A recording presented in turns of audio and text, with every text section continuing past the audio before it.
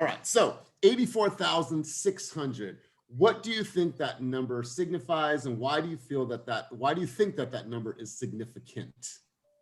Anybody want to chime in on that? All right, cool, good, because I didn't know either.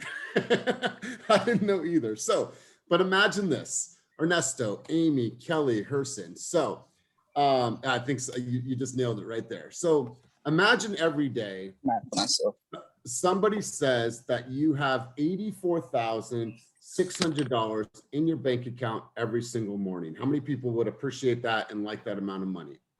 Right? Well, here's the caveat. The caveat is that you have that day to spend all that money. But what happens as soon as you wake up the next day, your bank account's going to be replenished with another $84,600, right? But once again, you have that day to spend it. You're going to do everything in your power to spend that money, right? I just thinking about it, I'm like, yeah, I would definitely be spending that money. So I want you guys to think about that in the context of what Ernesto just put in the chat. You have that amount of seconds in every single day, right? Those seconds that you get in the day, you can either choose to use them effectively or waste those. They're not going to build interest. You're not going to be able to double those up the next day. You're not going to be able to carry over the seconds that were from today into tomorrow. You have one chance. You have one day to capitalize on that 84,600 seconds in a day. What are you going to do with it? Right? And I watched that video and I just thought it was really cool because when you break it down like that, it really puts some things in a perspective. So we're all guilty of this, right? We're all guilty of procrastination, right? It happens to the best of us. No matter how successful you are on this call, it happens to the best of us, right? We procrastinate on things, right? Well, if I procrastinate now and I push something off, well, I'll do this tomorrow. I'll do this tomorrow. I'll tell you what, you guys, I'm 41 years old. The older I get, the shorter my life seems in regards to years. And I don't know if that's happening to you, but it's happened to me over the last 5 years. And when you see a child grow, then your measurement of time is vastly different than what it had been prior to children. So it seems like the older I get, the shorter every single year gets. And so I just want to encourage you and implore you all to truly take advantage of the time that you guys have in the day. 84,600 seconds should put something in perspective for you. You should say, you know what can I do to not waste any of these seconds in the day? Of course, give back to yourself, relax, do the things that are replenish your body, to enhance your vitality, to give you the energy that you need to be sustainable in this business. That's important, right? But don't go about your life and do this haphazardly. Don't waste time. Time is our biggest ally. It's also our worst enemy in this business. Because how many times have we said we're going to push something off, right? How many people say, well, I'm going to do that later. And then that later and later and later gets pushed off even further. And then you look back 3 months ago, damn it, I didn't even do it. And now it's not even as important as it was 3 months ago. So I want you to remember that, you guys. Give yourself a reminder. You have 84,600 seconds in a day, and make sure that you guys are capitalizing on every single second that you have. So that was my thoughts. That's how I wanted to start off the meeting this morning. So let's go ahead and pop things off. I'm going to have Miss Gabrielle. No, I think you brought us out on the field the other day. So I'm going to go over to Miss Amy. Amy, let's congratulate Amy. Amy actually has taken a position within the company as an assistant to our onboarding specialist, Molly. She's going to be helping with, part of that onboarding process, making that experience even better. We're going to be sending out gift baskets or gift boxes from EvoBot for all new agents that are joining the team. And so, Amy, first things first, congratulations. I'm looking forward to working with you on this end. But here she is. She started yesterday and she's still at group coaching. So, Amy, bring us out on the field. Bring us out on the field and let's start this off. Well, thank you, everyone. Happy Wednesday. Let's use this hour to fulfill us with a foundation of positive energy and love to push throughout our day, throughout our week, and know that our future selves are waiting for us and we can create the abundance and the joy that's happening for us right now. It's already happening, and we're going to celebrate that in the next hour. Beautiful, beautiful. I love it. I love it. I mean, Amy came to us the other day. She's like, I just feel like I just need something to do. I want more, I want to contribute. And so we found something within the organization that we feel we could capitalize on her energy and her strengths. And so super, super stoked for you. Looking forward to working alongside of you. All right, guys, let's do, say again. Just thank you. Thank you so much. Hey, you earned it. We're super stoked for you. So let's do this, you guys. Let's have a conversation about the market. I have copious amounts of notes right here, and I want to have a conversation about the market. Did tons of reading this morning, did tons of reading last night, because I want to have some thought tracks for today's session. So I think every Wednesday we should probably talk about the market. Monday should be more of the motivation, setting your intentions for the week and your goals for the week. I think Wednesday we should talk a little bit more about the market, and then maybe Friday is like a freestyle Friday where we kind of insert different ideas and thoughts and talk tracks. So I'm just kind of thinking through this as we grow group coaching. But let's talk a little bit about the market. I'm going to give you guys my thoughts and stuff that I've read. Then I want to hear from you guys how you're communicating this to your clients, because we are seeing a minor shift right now. So this is not a buyer-friendly market, but it's getting a little friendlier, right? It's getting a little friendlier. And what I mean by that is that we're still in a seller's market. We're not completely in a buyer's market. The scale hasn't tipped 100% towards a buyer. But what it is becoming is it's becoming a little bit more friendlier, right? And let me let Jen in the room really quick, hang tight. So we're far from a balanced market. That's not going to happen for a while. But what we are seeing is we are seeing some stabilization. Now, we're not seeing stabilization in price necessarily just yet. What are we seeing a stabilization in? We're seeing a stabilization in the amount of inventory that's hitting the market, right? Why? Many reasons. One big reason, that's the obvious, is that society is now open back up, right? Sellers are more apt to put their homes on the market in the summer, because traditionally summertime is when the biggest market happens. Summer and springtime are usually the biggest markets for us to capitalize in. So right now we're seeing an influx of inventory coming up. So traditionally when you'd have 20, 30 offers on a property, well, now that number might have gone down 10 to 12 offers on a property. Still competitive. However, we're still seeing, we have a better opportunity for our buyers now. So those buyers that were getting a little bit beat up, that were gun shy, that were up against 20, 30 offers. Shit, I remember we wrote an offer that was 40 offers on a property, right? It's still competitive. However, that influx of inventory is going to start stabilizing in regards to how many offers are on each property. We're not seeing a huge decrease in prices just yet, but I think that that's what's on the horizon. I think by fall time, we're going to see a little bit more of these prices decrease. So let's talk a little bit about some facts and figures right now. New listings of homes jumped 4% over the last 4 weeks. So it says inventory is trending up as more houses are coming to the market. However, it's still lower than several previous summers like 2018 and 2019. So we are seeing an uptick in inventory. I need someone to mute themselves. I'm getting a lot of background noise. Hold on, let me mute Jen, let me mute. Okay, cool, I think that was it. So it is lower than several previous summers. And so obviously last year was a fucking complete shit show. We never expected it. It was great for our business. It hurt a lot of people, but it was, last year was an anomaly, right? We had never sold real estate in a health pandemic.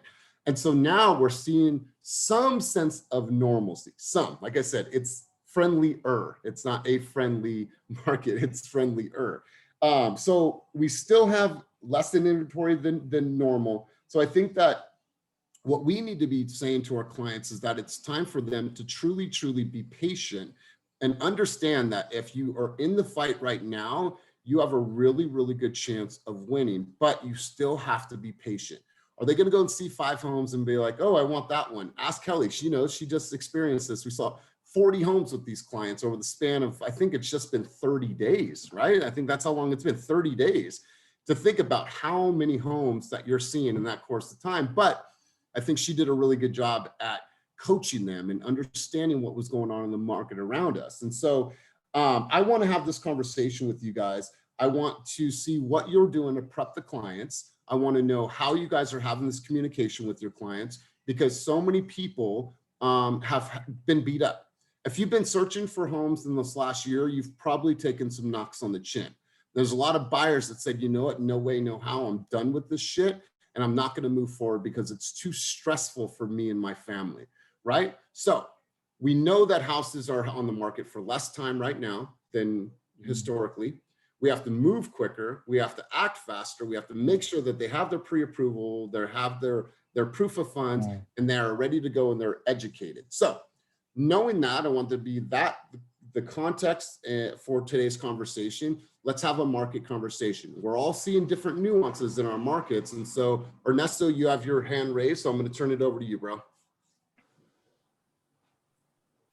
Yeah, thank you. I will, I'll share a couple things that I do that I find really helpful, but then I also have an ask. I honestly don't feel fully prepared. And this is something I've been meaning to do and kind of set time aside to learn, like, where do I go and what data do I look at, especially for like inventory that has hit the market. I think that part of the story, I personally will be honest, I don't feel comfortable knowing where to pull that data and then share that with my clients. I would love to create like videos around that. And frankly, I don't know where to go. So that's me being honest. In terms of a couple things that I do that work well, one thing that I do is I go into the MLS and I will, depending on the area. So I just did Concord really quickly, for example. I'll look at sold data for whatever month. So for example, in the month of May in Concord for detached homes, the average days on market was 7 and the average sales price was 869,000. Then for July, so far in 2 weeks, days on market is 8. So it's picked up, it's slowed down just a little bit by a day,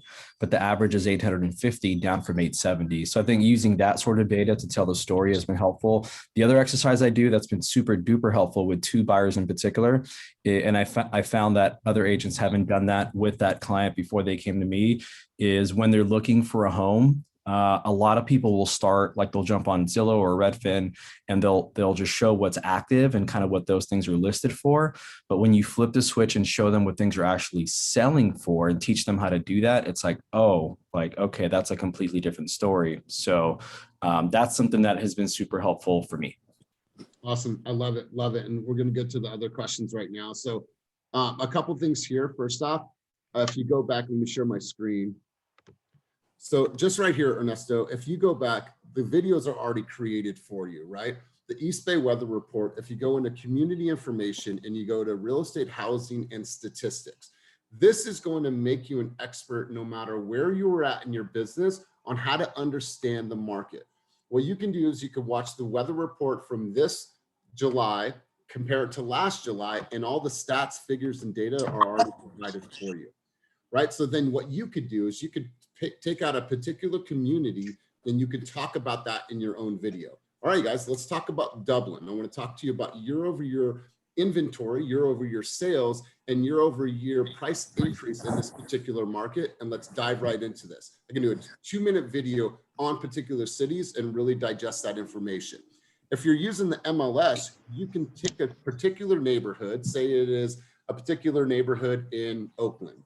Well, I can go from last year, from June to August, right? Or let's say July to or June to July. And I could run how many active listings were at that time compared to how many active listings were at this time. I could pull that data on my own and I could run my own comparables, side-by-side comparables. So you can pull it from multiple different ways. You can pull it from Altos, you can pull it from Real Scout. Some of the numbers are going to be off by a little bit. So what I use, and I think it's been always the best for me, is using the weather report because it's already lined out. So now you have, all right, I'm going to do the Ernesto weather report. I'm going to call it something different, but I'm just jacking all the information that's already provided for me and I'm putting it in my own little segment. Okay. I like that idea. I wanted to add also, because I watched the weather report last night. I think they do the comparables from the last year to this year. So you just, pick what area you want and they have everything right. Absolutely. I love that Jen put Altos and Real Scout. Now, obviously some of the numbers, like I said, some of them don't always match up, but it's better than a client trying to go on Zillow and figure that out year over year. You could at least give them some really, really good data. Patrick, you had a question or you got some insight on this, bro? Oh, I was just going to piggyback off of what Ernesto said. So I literally had a situation last night where I had a client who we finally started looking at some houses and I said, and they kept thinking, so long story short, they're looking in Hayward, San Leandro, they've got a budget of like 670 basically. And they kept looking for a 3-2, and they were really set on it. And I said, here's what we're going to do. We're going to look at this house. We're going to go back. I'm going to get you guys on Zoom and we're going to go through the MLS together. And I'm going to pinpoint the exact area where we're looking. And I'm going to show you what everything is selling for, so that you and I, we're always on the same page about this. So I pulled it up, and sure enough, when you look at 3-2s, there was only one single home that was in their price range. All the other 130, 150 comps were above that level. But when I showed them 2 1s, not only were there significantly more in the price range, the delta between the sales price and the list price was much thinner. And so I was able to really communicate with them. Hey, look, guys, like, I'm not trying to steer you for no reason. Like, look at these numbers. And once they see those numbers, and once they say, well, make the, expand the footprint a little bit, like, do this, do that. And like, once they see like, oh man, really nothing in the past 3 months has sold like under 700, then they realize, okay, like, I trust you, I believe you. And it makes the conversation a lot easier, because they're not thinking in their head, well, he might be wrong. They're looking at the data. The numbers don't lie. Totally. So that's been, and you know what? I love that. We as agents need to remove opinion.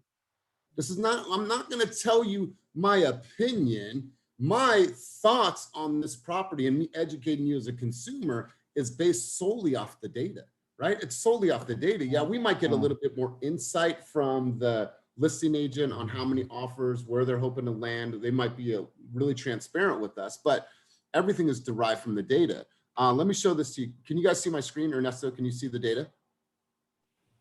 Yeah, we see it. All right, cool. So when you guys are running your comps, and Jen can speak to this a little bit more, on the far right side here, it says number of offers. This is what you need to be showing your potential consumers. If they're wanting to write on this property on, let's say, line 1, that's Willow Run Way, that's 141 Willow Way. It's listed at $799. It's 2,700 square feet. Well, let's go take a look at some of these other homes that are relative to that home and see, well, how many offers did they receive on each of these homes, to give them an understanding of how competitive it's going to be. These pending numbers here, if I look, pending is number 1. But if I look here, yeah, that's the only pending. So I'd find out what they're in contract at. But the case in point is that you need to show your clients how many offers are on each of these homes. We're not telling them to over bid on a home. We're sharing with them what the competitiveness has been in that particular area, and then showing them ratios, right? This one listed at 649, sold at 725. This one listed at 650, sold at 734, 699, 755. So, Mr. Buyer, based on this data, do you see a trend? Okay, here's what I believe, based on the data, would be our best offer amount. What number did you guys have in mind? And then you guys start strategizing on what you believe the best offer is going to be in that competitive market. Let me go to my chat here. Let me stop my share. Sorry, guys. All right, so I have you call the listing agent to get the number of offers. So yes, Brianna, but actually it's on the MLS. If you add the field, it's just a field. When you pull your comps, it will say number of offers. You add that in. So anytime you pull your data and you pull your comparative analysis, it will automatically have numbers of offers in there. All right, so good stuff, you guys. Let's hear who else. Brittany, I know that you're relatively new in the game, really developing your strategy as well as your confidence. So how are you having this conversation about the market right now? How are you, A, being realistic, and then B, telling them what's going on with the market? I really haven't been out there much. I haven't really talked to anybody. I've been showing houses with Christina, just kind of listening and helping her with one buyer that she has. But yeah, I'm kind of just listening at this point. I'm just learning. Cool. So then I'm gonna challenge you right now, Brittany, because you're gonna get asked this question. Oh my God, you're in real estate, Brittany? So I heard that the real estate market is crazy in the Bay Area. Is now a good time for me to buy? Depends what you're looking for and how long you've been looking for and what you want and what area, but it is stabilizing. The market is getting better. So it is a good time if that's what you want. If you want to wait, that's up to you, but it is getting better. yeah, the market stabilizing. The interest rates are still kind of low, which won't be there for much longer. So yes, I do believe it's a good time for you, and you can let me know what you're interested. I can look up some comps for you and see if there's anything that you're interested in. So Brittany, we want to wait until the crash happens. Should we do that? No, because we don't know when the crash is going to happen or if there is one. So you might be waiting a long time. And if you want to buy a house now, I would suggest just start looking and we can figure out what works for you. Hey, I mean, somebody that's new, that's still developing and getting their confidence, give her a round of applause. I mean, I thought that was really, really strong. So good stuff. So you guys, there's an article on CNBC and it says homeowners got $2 trillion richer during the first 3 months of the year.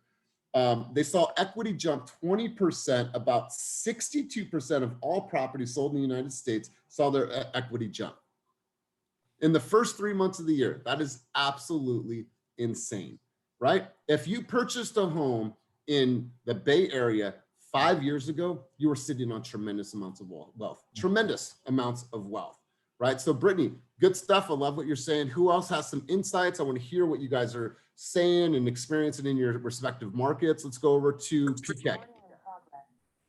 Hello, good morning. Oh, we have a new background. Well, you shifted the camera.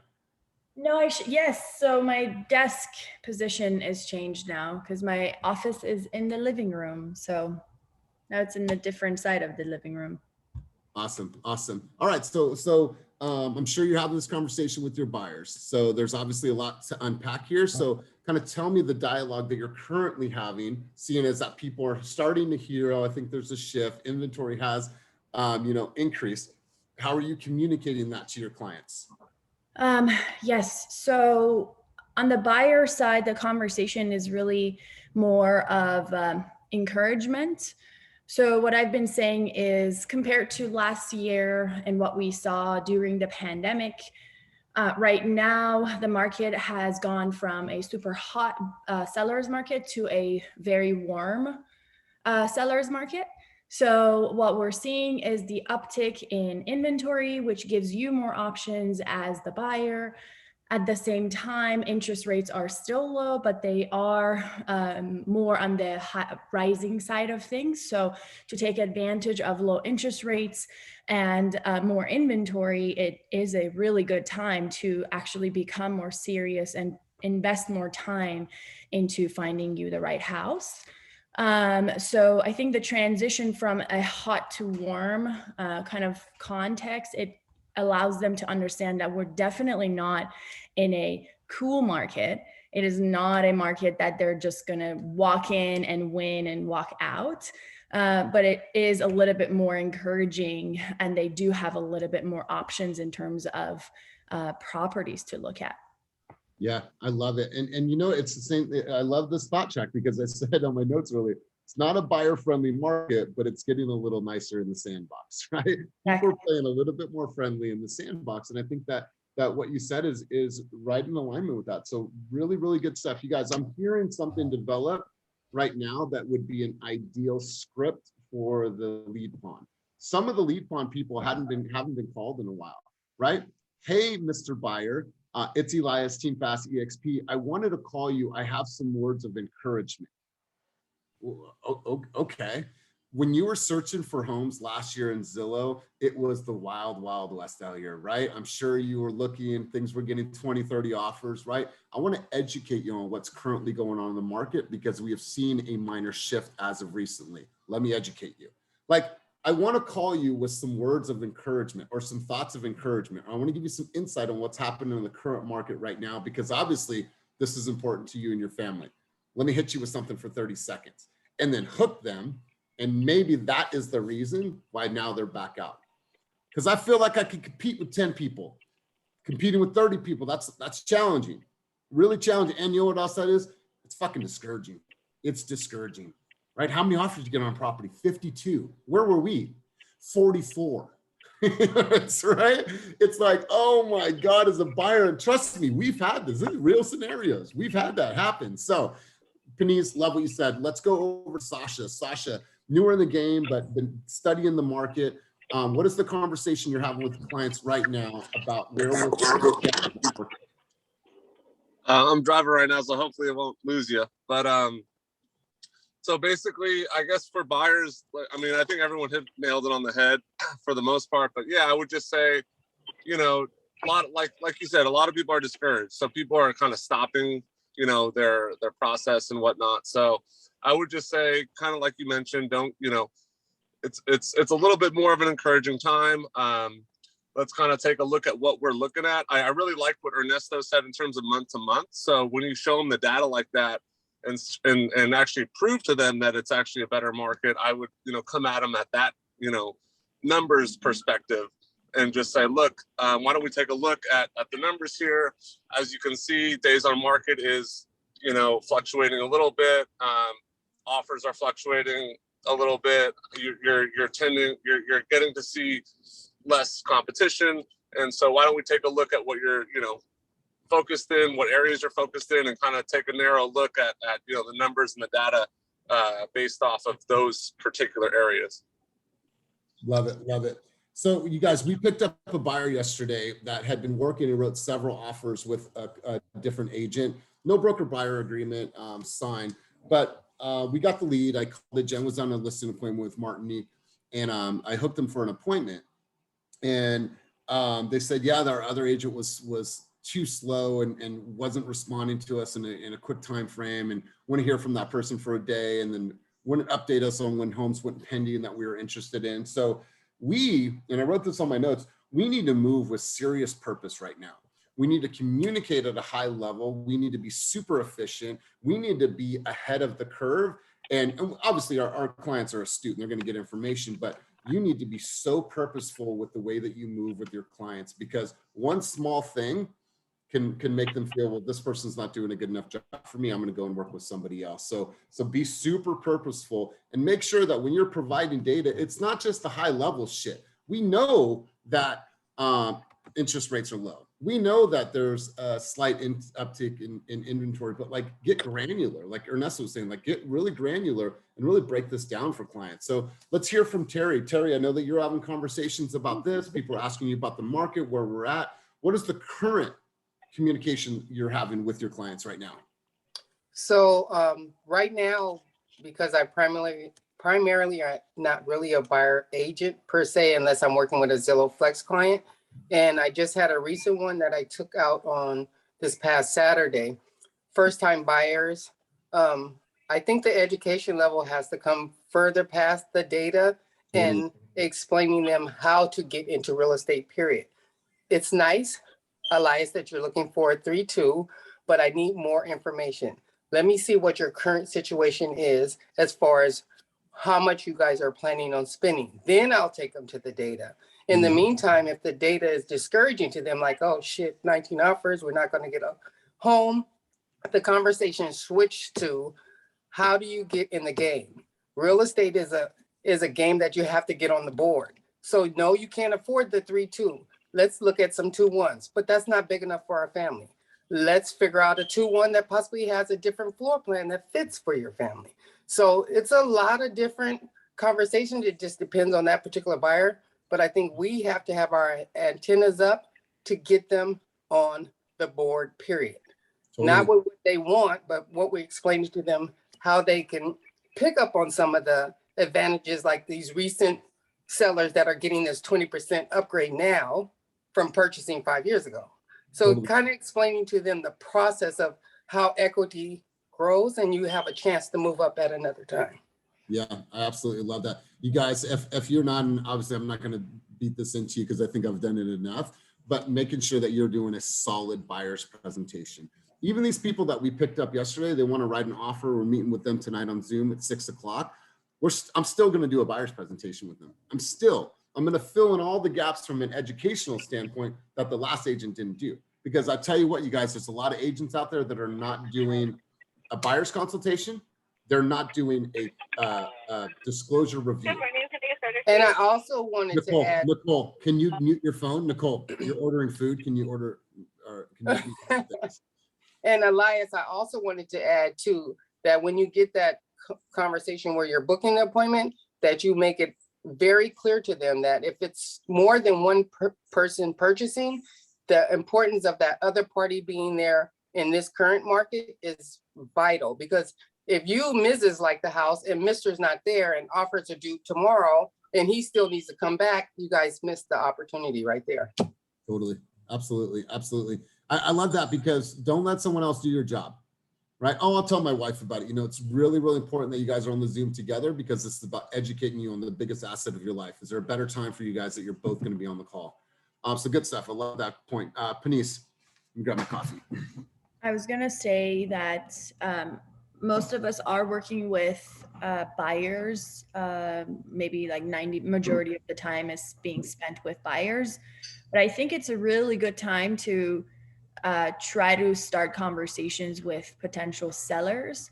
I personally have been pushing myself to do that more. And I do find that this inventory uptick and all the conversations that we're highlighting for buyers, it's actually really important for sellers to also be aware of, because this market shift can affect them in the number of offers they get, or the terms, or the amounts that they get for their offers. So I think it's a really good time to actually tap into sellers too. It's definitely going to, it's a little bit more urgency underneath their Totally. Absolutely. Before it was like such a hot like sellers market, and a lot of them were just like, you know what, I just don't really need this or don't want this. But the shift can show them that, oh, it's not going to forever stay a hot sellers market. Yeah, like don't miss out on the opportunity. You guys, we've been talking about this. That's why we've been talking about farming, talking about the opportunities that you guys have to educate your community. Because think about this, we now have 150 agents at this company. We're on pace to do our running total right now with what's pending and what's sold and what's in the queue is about $385 million in production. We're already exceeded 500 plus deals. Well, waiting to get signed on the market. So this is the appointment we had, waiting to sign the listing agreement. That's 19 listings. That's $11 million. On market and signed listings right now, let's just look at this number. That's 22 million, and that's only 31 listings. Look at who we are. Look at our marketing. Look at our reach, and look at the talent you guys have. What we need to do is we need to do a better job at educating. We need to be knocking on more doors. We need to be sending more flyers. We need to make sure that every time we do an open house, there is 2 touch points. Hi guys, we're having an open house. I'm going to invite the neighbors to come by an hour early. Then afterwards, hey, Mr. Seller, our neighbor, I want to let you know how we did and how many people came through to this open house. By the way, right? We need to be having those conversations constantly. And you know what I believe sometimes why we don't have those conversations is simply fear. Fear, right? I don't know how to do a listing presentation. Fuck it, I don't care. Figure it out.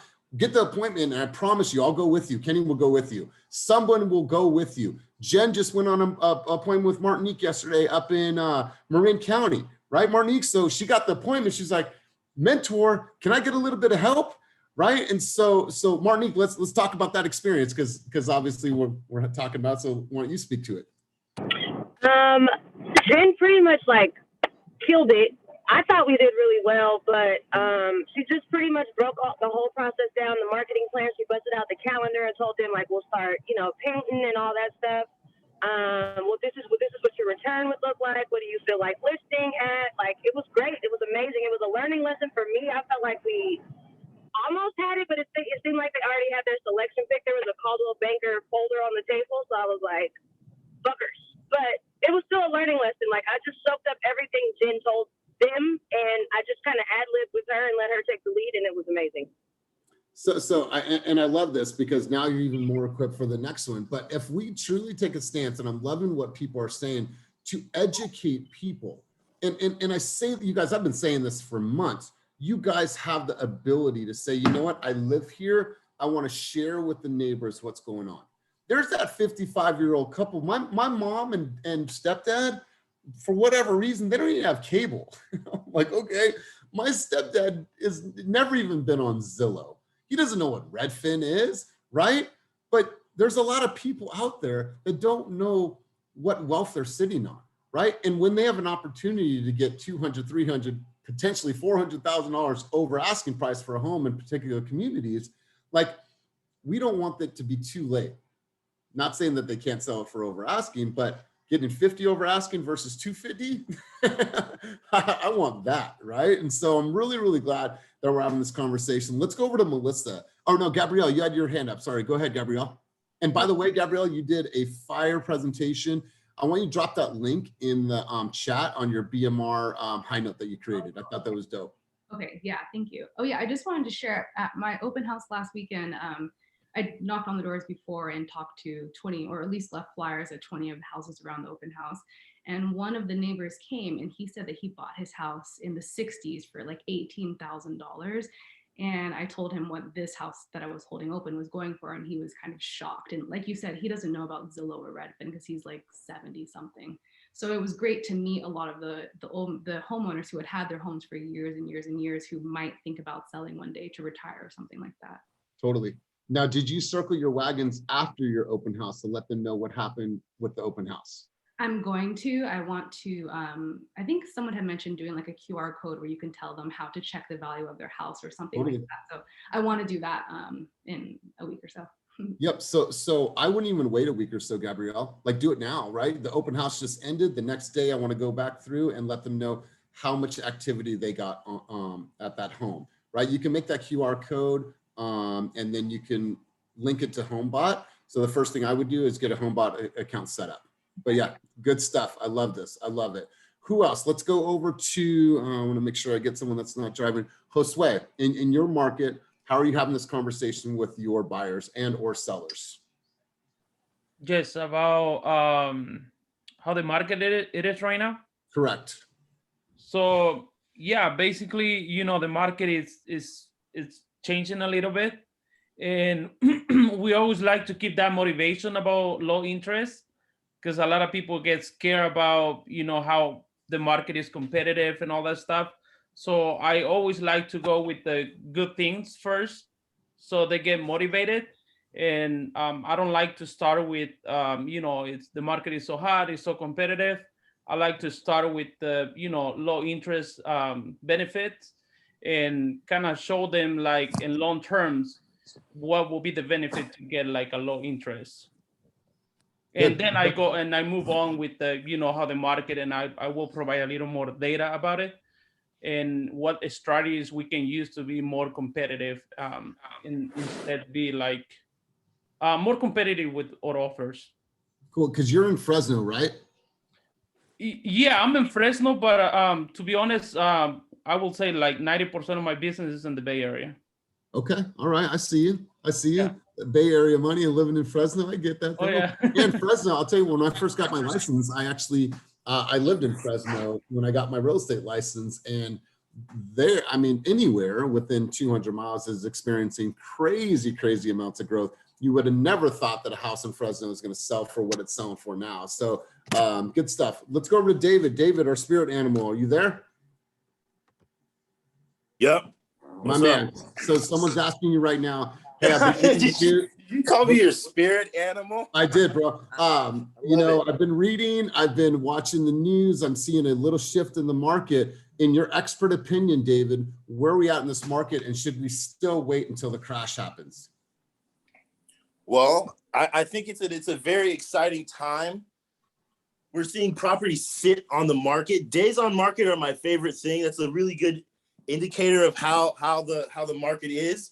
I actually hosted an open house this past weekend that has been sitting on the market. It was listed a bit higher than what the other comparable properties are. So really what I'm telling the buyers right now is that the homes that are sitting on the market is a really good way of getting into property, you know, or the ones that need a little bit of work over the time of ownership.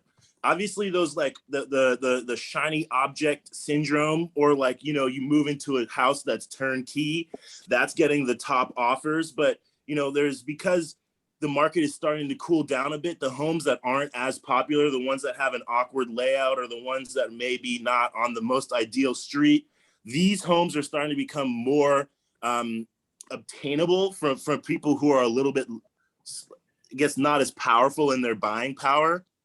So that's the thing that I've been really trying to hammer home, is that, like, I know everyone wants a remodeled kitchen. I know everyone wants like new roof or hardwood floors or, you know, all these beautiful landscape gardens, but really like to get in good and start really seeing your money work for you is getting properties that need a little bit of work or have been on the market for a little longer, not as beautiful. I mean, an analogy that I like to use is like everyone wants to dance with the pretty girl, you know what I mean? But like, if you kind of just have one or two sacrifices, you're like, oh, I can sacrifice on one or two things. There's a lot of other people at the dance that want to date, you know, that want to go out and have fun. So yeah, everyone wants the top of the line, but if you're willing to sacrifice on a couple things, you're now starting to be able to get into things where, you know, this time last year or 2 years ago, there was just no chance. So that's kind of what I've been telling them. So my takeaways from what you just said is that pretty girls can't dance. Is that what you're saying? I'm saying everyone wants to dance with the pretty girl, but there's a whole bunch of girls there or boys there that are just up on the wall. You know what I mean? Like, so hey, David, so let me ask you a question. If you're saying, you know, almost like a cosmetic fixer or like, you know, the uglier house on the street, yeah, they get passed up on. Let me ask you a question. If the house is 1,200 square feet and it needs new flooring, what does something like that cost for? So like for a decent, you know, hardwood throughout the home, what does something like that cost? Well, I mean, it's really like hard to tell, but Why? I do have a few contractors that would be more than happy to give bids on what you got going on, because, you know, it's like how the room is laid out. And then again, the type of flooring. So, okay, cool. Honest, And what about the kitchen? Huh? If we wanted to redo this kitchen, what does something like that cost? Like I said, to give you like a, you know, an exact number, I don't want to tell you a number that's not true. So what I'm going to do is I'll go ahead and get some contractors on over to you and we can just continue that conversation. Cool. And they'll tell me about like the windows and like putting recessed lighting in, things that you mentioned. Oh yes, all of that. We'll be able to go over and help you with every single part of the way, whether it's you know, redoing a roof, whether it's, you know, getting some more framing for a foundation, whether it's, you know, replacing single pane windows, whatever it is. I have people that will be able to help you with, and then give you more accurate bids, you know, once they're able to go out and see the cost of repairs and stuff like that.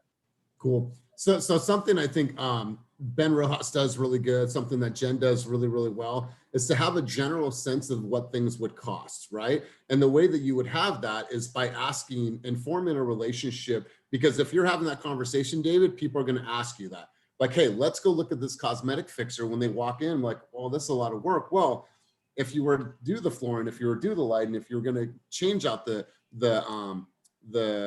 you know, single pane windows, this is roughly what that would cost. But if you guys like this house, let's come back. I'm going to have my contractor come, but be able to spit out some figures and some information and some average of what something like that would cost them to start getting their wheels going, because I think that that is a really, really good value add, man. Off the top, how would I be able to do that? Like if I had no, you know, if I really don't know, like, oh, the cost of carpet for square foot is like. So two things here. So first thing, take the link that, two things here. Take the link that Jen just put into the chat there. You guys use that, save that link for everyone on the call today. Okay. Also, form a relationship with a contractor that you can have a great relationship with and that you could run things by that person. We have a couple contractors that we work with, but Jen, you want to take this question? I know I see you responding. Why don't you just speak to this? Okay. Yeah, so, you know, I try to be just a wealth of information. And like Terry said, I always tell them, hey, this is just an estimate or just give an average. I advise for you to do your own research, but having some kind of ballpark is super helpful. And, you know, at the end of the day, we are advisors. Yeah, we're real estate agents, but we're also therapists, contractors, freaking everything under the world for these buyers and sellers. So you know, I still do it. So I'll go through inspections, not every inspection, of course, but I'll just kind of like pick and choose like how much things cost and kind of give a summary and compare to costhelper.com and and just kind of like put it like have mental notes like, okay, how much is it going to cost? Especially questions that people always ask. So if there's a question that has been asked more than once, I always take mental notes. So like, how much is it per square footage for floors? Anywhere between $1 and $3 per square feet, or, $3 to $5. So just kind of like give ballpark numbers. Just like, for instance, I went through a structural report. I don't know anything about structural damage. I didn't know what a mud sill was, but I did research and now I know what a mud sill is. And when you talk about things like that during walkthroughs or inspection walkthroughs, your clients really appreciate that. Do you guys know what a weep hole is? I didn't know what the hell a weep hole is. I do now. So just ask a lot of questions. Like that little hole in the window that lets water through? Yes. Yeah. When you walk through homes and put random facts out there, I'm like, what the hell? Like, No, I got you for sure. As you're learning, just knock on a bunch of shit. Yeah, well, I think we take that whole thing down. yeah, so it's just, I always give estimates just, to give people a ballpark of how much things will cost, but always say, check with a contractor, of course. Yep. And then that's when you have a pocket contractor or a couple people that you work with that are your go-to people. And if they want to move forward, then you bring a contractor out there, kind of have a game plan with them ahead of time, let them know what the client's looking for, and then to have that conversation with them. But to know enough to be dangerous, David, like what does it cost to do, dual pane windows? What does it cost to put in canister lights or recessed lighting? Like, what does it take to do a whole kitchen remodel? If you're doing a prefab or if you're doing custom, that delta is probably about 10 G's. So just knowing enough to be dangerous to have that conversation. So now you're sending a message that you're a true expert, right? You're not a fucking contractor, but you're an expert about the real estate process, right? And the only way that you do that is by asking questions, getting involved. But I like that approach. So let's go to one other person before we start to wrap up. Let's go over to, let's see who I have on my second. So let's go to Freddie. Freddie, my man, are you there? All right, so we will go over to Brianna. Brianna, are you there? Yes, I'm here. So Brianna, when we're talking about the market and you're communicating about what's happening currently in our real estate market with your clients, what's that conversation sound like? Is there an echo? No, the other one was, but not on this one. Okay, what was the question? I'm sorry. So what is your communication right now with clients about the current state of the market? Obviously, there's tons of information out there right now that we're seeing a small shift, inventory is hiking up. So what's the communication that you're currently having with your clients to bring them up to speed? Basically, I'm telling them, it's still a seller's market, but we're seeing a slight increase in the inventory, which means that you can go in and put offers in on a home and there's more likelihood of it being accepted. That you also have to have a strategy when you're putting in your offers. And my response to when people say, oh, we're waiting for the market to crash. Well, A, we don't know when it's going to crash. B, when it does crash, or if it does crash, it's not going to be the same crash that we had in 07, 08. And C, what really happens when the market crashes? Well, interest rates soar, right? So the price might go down, but interest rates soar. So really, would you want to waste that time for a house that the way it comes out, it's still going to cost, it might end up costing you more or exactly the same because the interest rates are going to be astronomical. So the house is cheaper, but the interest rates are higher. So that's kind of what I say. Wow, I love that. You guys, Yeah. If you've ever done any reading and done your history on real estate, interest rates got all the way to 18% in the 80s. In the 80s, 18%, can you imagine that? So Brianna, I love the approach. So this is really, really good stuff. I want to hear some of your takeaways from today's session. I think that this was a really, really productive session. Let's go over to Lauren. Lauren, what were some of your takeaways from today's session? This is a great discussion.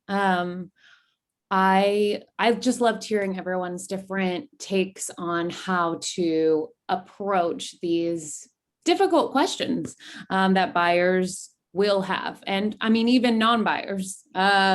So it's great to hear all the different strategies that people take, and I've definitely been taking note. So really awesome, and I appreciate it all. Thank you. Good stuff. Good stuff. Let's go over to Amy Imhoff. Amy Imhoff, what were some of your takeaways from today's session? Hi, yes, another great session. Sorry, I'm multitasking, but Okay. definitely make sure that you're using data to let buyers know how it's changing from hot to warm, and use comparables and say that it's not me, it's the data, and this is what, it's presenting itself. Good stuff. And I love what Terry said. This is about us we have to take a stance of education first, right? The data doesn't matter if you haven't educated on them what it takes to get into real estate and set some very clear expectations. The way we set clear expectations is by doing a buyer's presentation. I 99% of the time do a buyer's presentation. Jen's on track to do 45 deals this year. She does a buyer's presentation almost every single time. Her and I have done 17 deals this year. Every single client we have done a buyer's presentation with. It is the offense every single time. So let's go over to Brittany, and then we're going to end up with you, Ernesto, to bring us home. So Brittany, what were some of your takeaways from today's session? Some takeaways. I really liked how you showed all the history, not just like the active listing, show the history and show how many offers were on everything and the differences. I think that's important to show them so they can see all that. Also, just learning what to say to the buyer. For me, I just want to get more confident in that. So I felt like I got some key takeaways today. So yeah, I think that was it. And Brittany, I'll tell you this, and other people can contest to this, is that in this environment, what you will find is that your dialogue will enhance, your communication skills will enhance, and you'll have ways to feel more confident because you've already talked through some of these things, right? And you're getting it from Terry, you're getting it from Lauren, you're getting it from Jen, Gabriella, you're getting it from Ernesto, and you're getting it from your brothers and sisters. And then what you're going to do, because when you spoke, I'm sure someone said, well, wow, I like the way that she put that across. That's what this environment was rooted in. And so I think over time, you come in and applying, you're gonna find yourself being more confident. So I love it. So Ernesto, takeaways from today's session, bro, and let's take us off the field. Yeah, I got a quick story to share. I had a buyer call me yesterday and he said, Ernesto, thank you. I want to be super direct with you. Turns out that after you showed me the data, what I'm looking for is going to be damn near impossible to find. And I don't want to waste your time, but nobody else did that for me. So buyers will appreciate that. They don't want to be kind of strung around. I think the truly most addictive drug in America is called hopium. We just put out a bunch of false hope and lead people astray. Secondly, when I think about kind of my clients that I'm working with, some of my best lead sources has been other realtors that did a really poor job and were not thorough in setting the right expectation. So they come to me and have a different experience. But beyond that, thank you for sharing. So I'll dig into the Bay East stuff.